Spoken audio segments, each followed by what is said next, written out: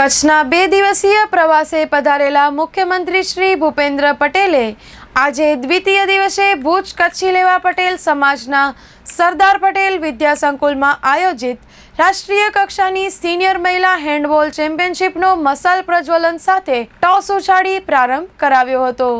મહિલા સ્પર્ધકોને શુભેચ્છા આપતા મુખ્યમંત્રીશ્રીએ જણાવ્યું હતું કે ગુજરાતમાં ખીલેલું ઉચ્ચ સ્તરનું સ્પોર્ટ્સ કલ્ચર વડાપ્રધાન શ્રી નરેન્દ્ર મોદીના વિઝનનું પરિણામ છે।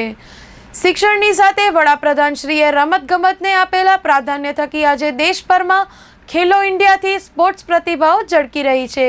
ત્યારે આ 54મી senior national women handball championship 2025નું આયોજન એનું જ ઉત્તમ ઉદાહરણ છે। 54મી સિનિયર મહિલા હેન્ડબોલ સ્પર્ધામાં સહભાગી થતા મુખ્યમંત્રીશ્રીએ કચ્છ નૂતન વર્ષની શુભકામના પાઠવવા સાથે કચ્છી નવા વર્ષના પાવન પર્વે કચ્છમાં 109 કરોડથી વધુના વિકાસ કામોની ભેટ 108 બાળકોને શાળામાં પ્રવેશ કરાવવાના અવસર સાથે હેન્ડબોલ ચેમ્પિયનશિપ શરૂ કરાવવાની સાંપડેલી તક બદલ આનંદની લાગણી વ્યક્ત કરી હતી।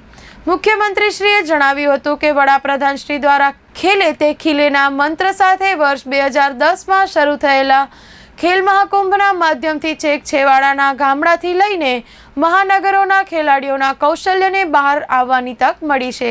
આ ચેમ્પિયનશિપમાં ભાગ લઈ રહેલી તમામ ખેલાડી બહેનોને શ્રેષ્ઠ પ્રદર્શન માટે મુખ્યમંત્રીશ્રીએ શુભેચ્છાઓ પાઠવતા વધુમાં ઉમેર્યું હતું કે અંબાજી ધામ ખાતે યોજાયેલી આદિશક્તિ રાષ્ટ્રીય મહિલા તીરંદાજી સ્પર્ધા બાદ માં આશાપુરાની ધરતી કચ્છ પર આયોજિત વર્તમાન રાષ્ટ્રીય મહિલા ટુર્નામેન્ટ દેશના જુદા જુદા રાજ્યોની નારી શક્તિને પોતાનું ખેલ કૌશલ્ય દર્શાવવાનું પ્લેટફોર્મ બની રહેશે। આ ચેમ્પિયનશિપ થકી એક ભારત શ્રેષ્ઠ ભારત સાકાર થશે। ઉલ્લેખનીય છે કે સરદાર પટેલ વિદ્યા સંકુલ ખાતેના લાલજી રૂડા પિંડોરિયા રમતગમત સંકુલ ખાતે તારીખ 3 જુલાઈ સુધીના આયોજનમાં handball federation of India, handball federation Gujarat, handball federation of Kutch સહયોગી છે। આ ચેમ્પિયનશિપમાં ભારતના 540 મહિલા ખેલાડી 18 કોચ મેનેજર ભાગ લઈ રહ્યા છે।